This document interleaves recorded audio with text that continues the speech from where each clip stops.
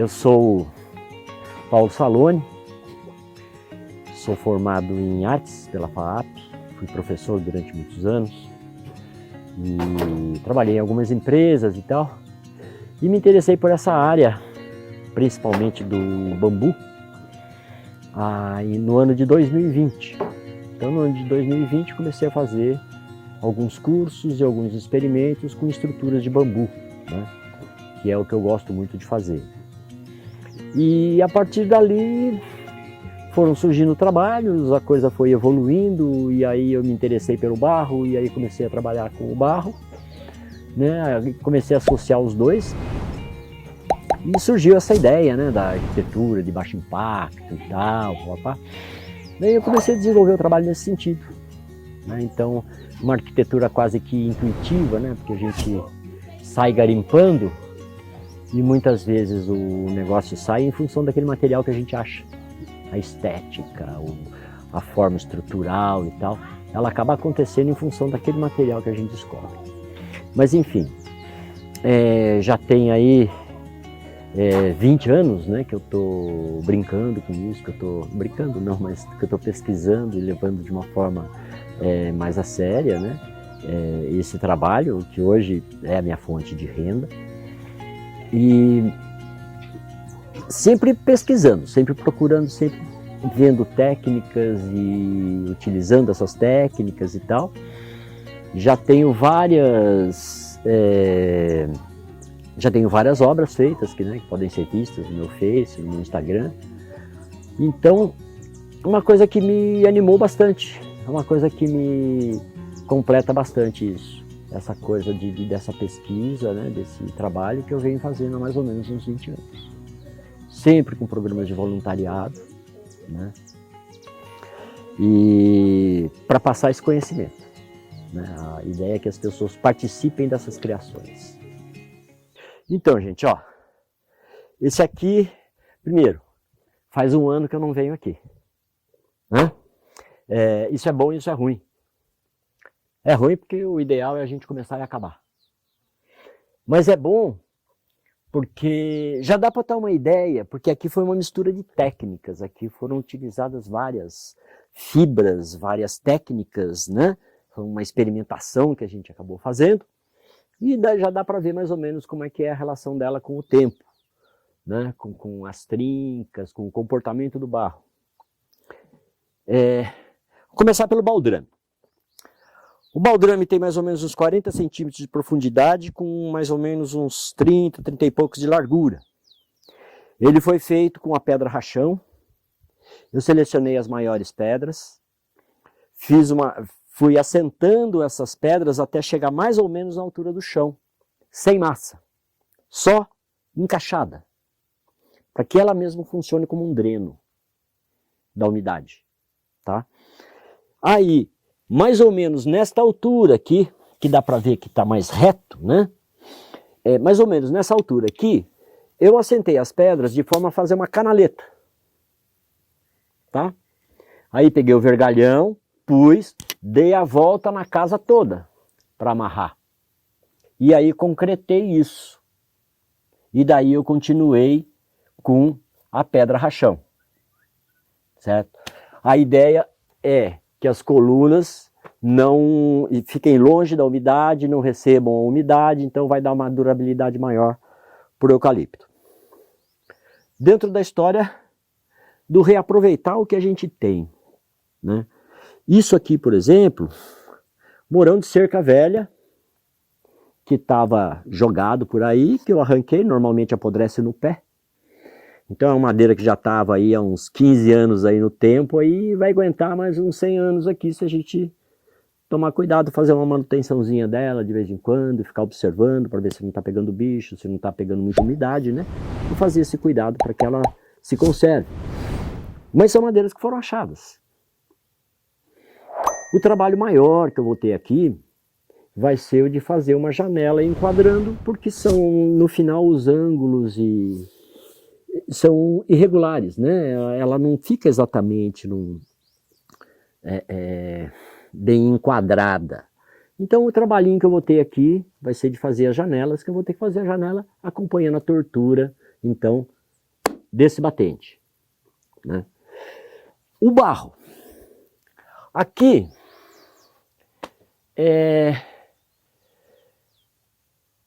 ali, quando a gente chegou aqui, nós fomos atrás de fibra para a gente misturar no barro. E aí ficamos procurando, experimentamos uma primeira, experimentamos uma terceira, e a gente acabou optando então pelo que eles chamam aqui de rabo de burro, que é um matinho aqui que a gente vê aqui em qualquer lugar, e com o barba de bode, que é bem fininho. Barba de bode me permite um acabamento melhor, tá? E o rabo de burro me amarrou bem a massa. Aqui eu tenho uma quantidade grande de fibra. Então a gente vê que a parede ficou mais íntegra do que as outras. Nós vamos ver ali na frente que nós temos trincas grandes ali. Então foi uma quantidade pequena de fibra que foi colocada e então deu essa série de trincas lá, né? Todo o suporte do barro aqui foi feito com bambu. Nós temos um trechinho lá que eu vou mostrar que a gente fez com malha pop, tá? Mas todo ele foi feito com bambu. Não naquele esquema, aquele esquema ali já é uma terceira técnica que nós vamos empregar aqui, que é o que nós vamos começar agora a barrear, tá? Ali por dentro e por fora. Vamos dar uma entradinha lá para a gente ver?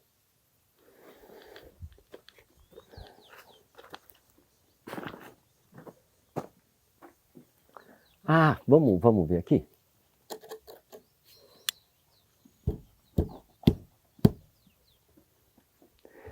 Olha,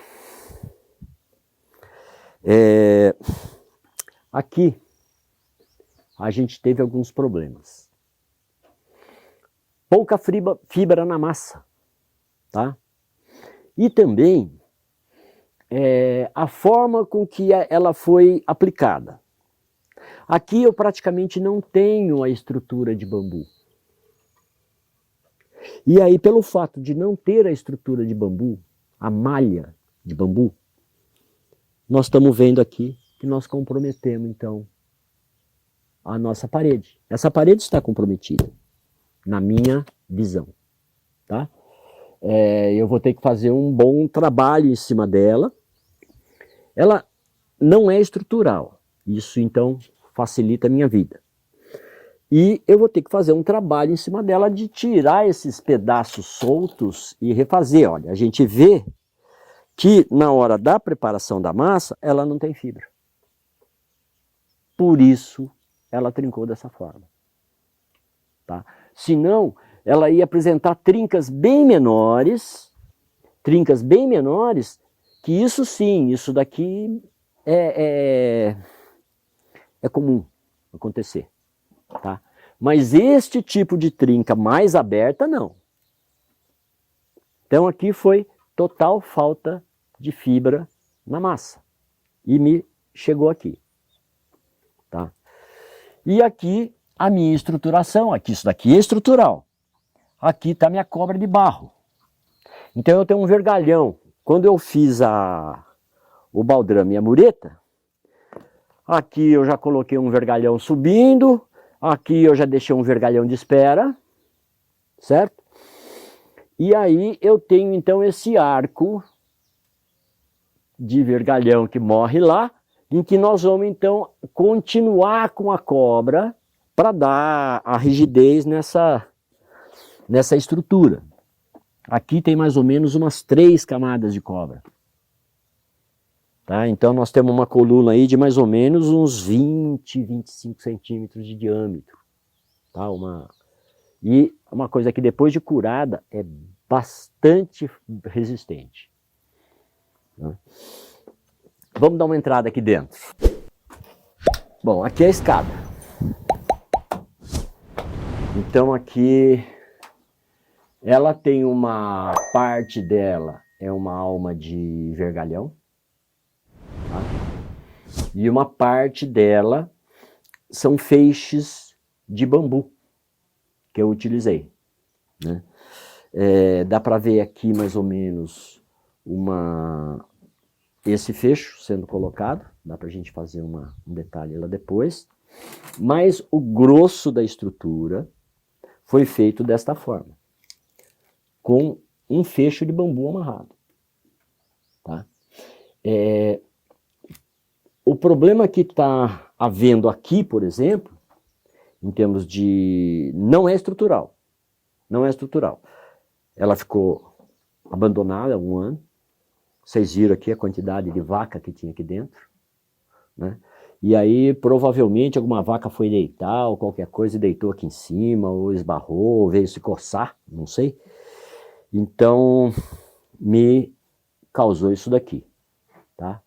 Que não me compromete também. Isso daqui, depois a gente descasca, vou me enrolar uma cobra para garantir a integridade do negócio e aí a gente remenda a prateleira. A escada foi feita da seguinte forma. Eu pus um eucalipto lá do outro lado e espetei um vergalhão lá e entortei o vergalhão e coloquei ele na posição do que eu tinha em relação a espaços. Então, puta, como é que eu vou resolver o problema da escada? De uma forma totalmente empírica. Totalmente empírica. Eu esqueci o que é a altura ideal do degrau, a largura ideal do degrau, e o que eu fiz? Eu adequei a inclinação com o espaço que eu tenho, né? Toda ela foi estruturada com o vergalhão e os feixes de bambu, como eu disse, e utilizei, para fazer os degraus, eu utilizei ferro que eu achei em ferro velho. Isso daqui provavelmente são aqueles ferros de tensão daquelas torres de alta tensão, né? E comprei esses ferros, então na hora de fazer aquela parede, eu já coloquei uma madeira deitada, para mim espetar isso daqui lá e já ter a estrutura da minha escada, tá? O que a gente estava conversando, o que a gente estava falando sobre aquela arquitetura intuitiva mesmo, tá? Bom, eu tenho um vergalhão descendo de lá, eu tenho uma madeira ali, como é que eu vou resolver esse problema de fixação da estrutura da minha escada? Então eu optei por comprar esses vergalhões aqui, entortar os vergalhões, dar um formato para eles, fazer 2 furos lá na escada, enfiar eles lá, para eles estruturarem então o meu degrau. E eu optei por fazer uma escadinha Santos Dumont, né? Então tá aí, o princípio é mais ou menos esse. Então tem muita coisa que eu comprei em ferro velho, tem muita coisa que eu fui buscar aqui no meio do mato, né? E a gente não perde nada. Aqui, por exemplo, são umas pontas de costaneira de eucalipto que depois de lixado e invernizado, vai ficar legal, vai ficar bonito, né? Ali a mesma coisa, aqui são os mourões de cerca que a gente achou, né? Ali uma costaneira de eucalipto, né? As garrafas, aquela garrafa de cima estourou provavelmente no processo de... provavelmente não, foi no processo de secagem do barro, ela devia ter alguma coisa dentro, um excesso de água, alguma coisa expandiu ali e trincou a garrafa, então eu tive que tirar a garrafa e vou colocar outra no lugar. Mas isso aqui são os mourões de cerca velhos que eu achei, né? Agora nós vamos dar uma olhadinha nessa coisa aqui do banheiro. Vamos ver se vai dar para chegar todo mundo aqui. Esse daqui é o banheirinho, né? Que foi feito. Então aí agora a gente vai começar a falar mais ou menos da minha, não diria expertise, mas da minha arte, vamos dizer assim, tá? Essa parede, por exemplo, aqui ela vem, né? Porque lá nós temos uma escada do outro lado que já está fazendo uma curva por cima dessa curvatura da parede. Isso daqui foi estruturado com bambu, alguns retalhos de vergalhão, que eu furei o eucalipto, enfiei o vergalhão aqui, pá, dei a forma nele, fiz uma estrutura legal, aí eu tinha umas sobras, uns pedacinhos de malha pop, tá? Peguei, amarrei junto com a estrutura do vergalhão, amarrei junto com a estrutura do bambu e tal, fiz isso daqui. Então foi a ideia de fazer essa parede curva, né? Com esses vidrinhos, a gente vê que a gente tem bastante vidrinho redondinho aqui como detalhe, né? Isso daqui eu paguei R$1 no ferro velho, né?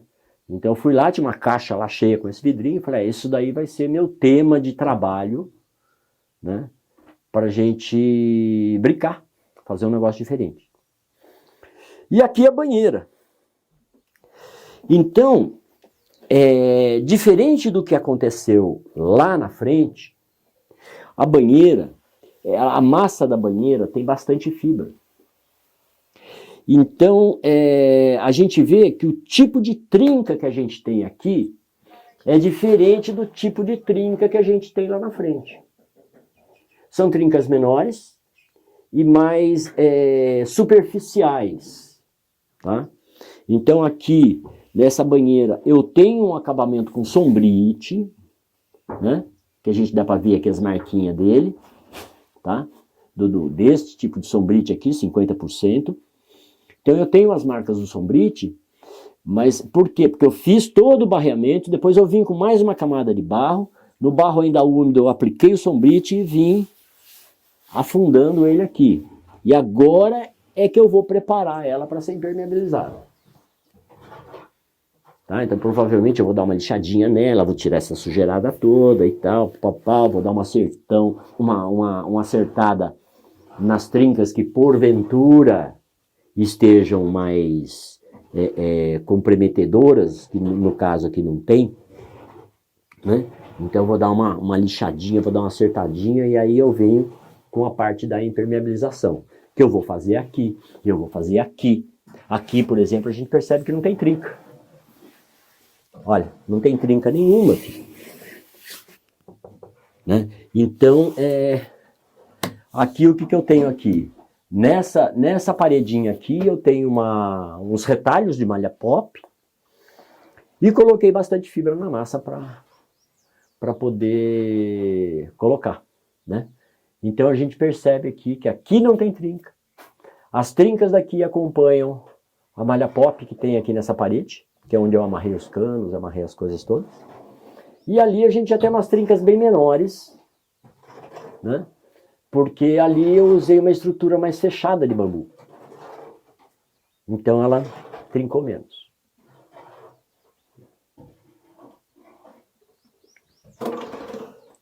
Isso aí. Aqui a gente vê a diferença.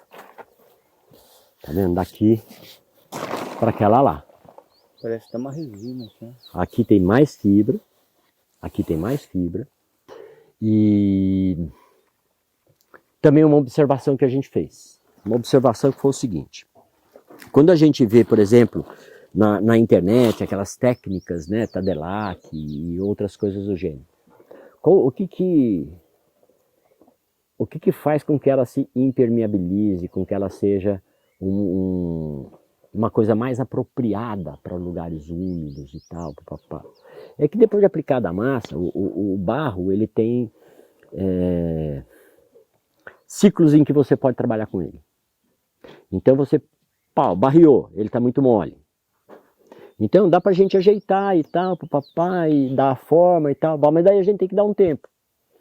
Tem que dar um tempo para ele começar a secar. Ele começou a secar, chega uma hora que você consegue ir acertando ele, sem ele estar muito grudento, sem estar grudando muito na mão e tal, papapá.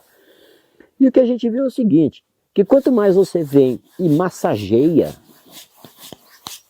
você vai tirando o ar das moléculas, você vai tirando, e aí diminui consideravelmente o número de trincas. Então essa daqui foi uma parede bem massageada, né? Então ela está mais compacta. Porque no Tadelac, por exemplo, você chega ao ponto em que você usa uma pedrinha polida, aí vem passando a pedra, então fica aquela coisa lisinha. Mas a gente vê aqui que tem bastante fibra nessa massa. Então, quando a gente faz o teste, por exemplo, da massa, para saber a mistura que a gente vai fazer, se começar a abrir muita trinca, é falta de areia. Acrescenta um pouquinho mais de areia e vê o que acontece. Tá? É experimento, cara. Tem que experimentar e tem que ir fazendo e vendo os resultados e refazendo se for necessário, né? Dentro do seu padrão de qualidade, do que você quer como resultado final. Mas tem que ir experimentando, não tem jeito. Né? Existe sim uma receita que é aquela receita rígida. Mas a minha ideia sempre foi trabalhar com o que a gente tem na mão. Então eu venho aqui, levanto, vejo que eu tenho bambu, vejo que eu tenho terra, vejo que eu tenho fibra, né? Compramos eucalipto e ó, nós vamos fazer com as coisas que a gente tem aqui. Com os tocos de morão de cerca. Tá? Então a ideia, o princípio é esse, é fazer com o que você tem na mão. Né? Então aqui, se você aqui, talvez, é a questão do experimento que eu falo, talvez, se aqui faltou com certeza fibra. Esta massa aqui tem muito mais fibra do que esta massa aqui. E essas trincas maiores podem indicar que falta um pouquinho de areia na massa. A gente vai acrescentando areia e a gente vê que as trincas vão diminuindo. Então nós temos que entrar num acordo também, né? Nós temos que entrar num acordo aqui para não fazer uma parede só de areia e cimento, né? Senão a coisa sai fora da ideia do baixo custo, né? E tal. Mas é isso aqui. Mas aqui faltou fibra. Né? Então a gente vê algumas técnicas que os caras fazem, que eles vêm e barreiam a parede com umas fibras enormes. Tipo até feno que você compra em loja aí para dar para cavalo. Então, vem tal. Aquilo lá secou, aí ele vem dando acabamento com uma massa mais fina, com uma fibra mais fina, e aí você chega neste resultado aqui. Tá? Que é o que nós vamos fazer ali em cima. Nós vamos usar umas fibras maiores, mais grossas e tal, e vamos ver que resultado que nós vamos conseguir ter do que nós estamos fazendo ali. Eu diria que basicamente o que eu faço é o pau a pique. Tá? Basicamente o pau a pique. Mas existem algumas outras técnicas que eu vi e que eu já utilizei, como o calfitice, por exemplo, né? Que é uma técnica colombiana que utiliza fibra, utiliza tecido para os acabamentos, né? Mas é feito com juta, né? E quando eu aprendi, que eu fui pro Mercadão comprar os sacos de juta, eu pagava R$1. E hoje não existem mais sacos de juta. Hoje é o saco de fibra, de plástico, né? Ráfia ou qualquer coisa assim. E então, como eu não achei mais, e para comprar a juta hoje, se eu for comprar um rolo de juta hoje, que eu vou pagar aí uns R$800 mais ou menos, para mim já não compensa em termos de custo. Então o que eu estou fazendo? Eu estou usando o sombrite para dar esse acabamento no lugar da juta. E está funcionando perfeitamente. Está funcionando perfeitamente o sombrite. Aqui, essas cobras aqui eu fiz de sombrite, né? O acabamento da banheira eu fiz de sombrite, alguns acabamentos lá dentro eu fiz de sombrite, né? E o legal do sombrite é que se a gente for ver lá, por exemplo, a bancada da cozinha, né? Apesar assim de visualmente ela estar feia, o legal do sombrite é que você vem, se precisar passar uma lixa, que é o que eu fiz ali, para deixar ela mais nivelada, porque é coisa de cozinha, a gente põe garrafa e coisa que não pode estar muito, né, fora do nível. Então ali eu meti a lixa, e o sombrite me permite isso, porque daí ele vai deixando já aqueles pelinhos para já fazer a amarração da próxima coisa que você vai colocar ali. Então ali eu pretendo colocar mais uma camada de barro, e mais uma camada de sombrite para dar o acabamento final no balcão. Uma residência dessa, quanto tempo que você acha que para ficar pronto? Se você pegar direto. A gente tem o problema da natureza. Tá, e tal. Isso. Mas vamos tirar fora intempéries, né? Vamos supor que nós fizéssemos isso numa sequência sem grandes interrupções, né? Eu diria que com 4 pessoas, você tem condições de fazer um chalé desse, sim, com uma certa folguinha, em 5 meses. Né? Aqui até agora, de investimento, foi feito mais ou menos uns 30 mil reais. De cimento, pedra, vergalhão, eucalipto e tal. Aqui já foi mais ou menos uns 30 mil reais. Só que, quando eu comecei essa obra, o saco de cimento custava 20, hoje custa 30. Né? Então a gente tem que levar em consideração essa inflação. Né? Então eu diria que seria, se a gente for levar em consideração a inflação, eu diria que são 30 mil reais, mais uns 10%. Né? Algumas coisas subiram e outras não, mas eu diria que vai dar aí uns 30 mil reais mais 10%. Então vai dar uns 33, 34 mil reais, o que se gastaria em termos de material até o momento. Eu estou prevendo, pelo cálculo que eu fiz, para a gente acabar, comprar vidro em desmanche para fazer as janelas, comprar umas madeiras, né, em desmanche também para fazer a estrutura das janelas e tudo mais. Bom, enfim, para acabar com a parte de hidráulica também, tal, a fossa que nós vamos fazer. Para acabar, eu diria que a gente vai gastar mais uns 5 mil. Então nós estamos falando de um chalé que tem praticamente 50 metros quadrados, né? 50 metros quadrados, onde o nosso custo final vai sair em torno de 40 mil reais de material. Mão de obra são 4 pessoas para fazer dentro desse prazo. Então, quais são os problemas? Meu grande problema quando eu passo para o cliente é o prazo. Eu nunca consegui cumprir um prazo. Ah, não, a gente vai com aquela ilusão de que não, isso daqui eu levanto em 4 meses. Aí, o que acontece? Você tem que começar a treinar a mão de obra. Você tem que começar a ensinar. Então, muitas vezes, não é exatamente assim que faz, então tira esse barro, aproveita, tira enquanto ele está meio mole, porque daí a gente reaproveita o barro, então refaz o trabalho. Né? Como aqui, por exemplo, eu vou ter que refazer aquela parede da frente. Né? Fazendo uma análise mais profunda, né? Assim, a negligência foi minha, logicamente, porque talvez deve ter faltado um pouco de orientação, mas aquilo lá foi no momento em que eu expliquei e me ausentei. Então, quando eu voltei, a parede estava feita, né? E não estou me eximindo da culpa, mas faltou talvez um pouco de orientação e talvez um pouco de atenção de quem foi orientado. Então a mão de obra é difícil achar a mão de obra, então tem que formar. Eu estou formando 2 pessoas, né? Para que então eu possa conseguir uma agilidade maior, mas é assim, eu estou formando 2 pessoas para executar tarefas específicas. Né? Então eu estou treinando uma pessoa no barro.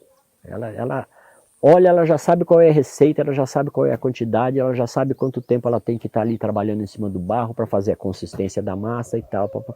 E estou treinando uma outra pessoa no acabamento do barro. Né?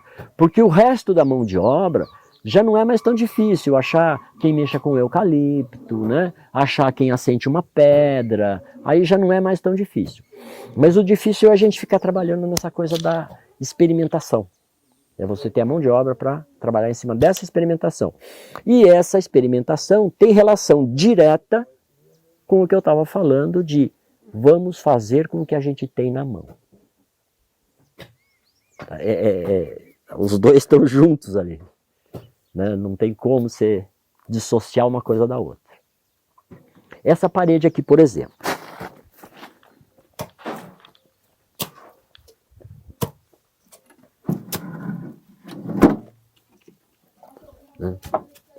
essa parede, a gente vê que ela é um, né?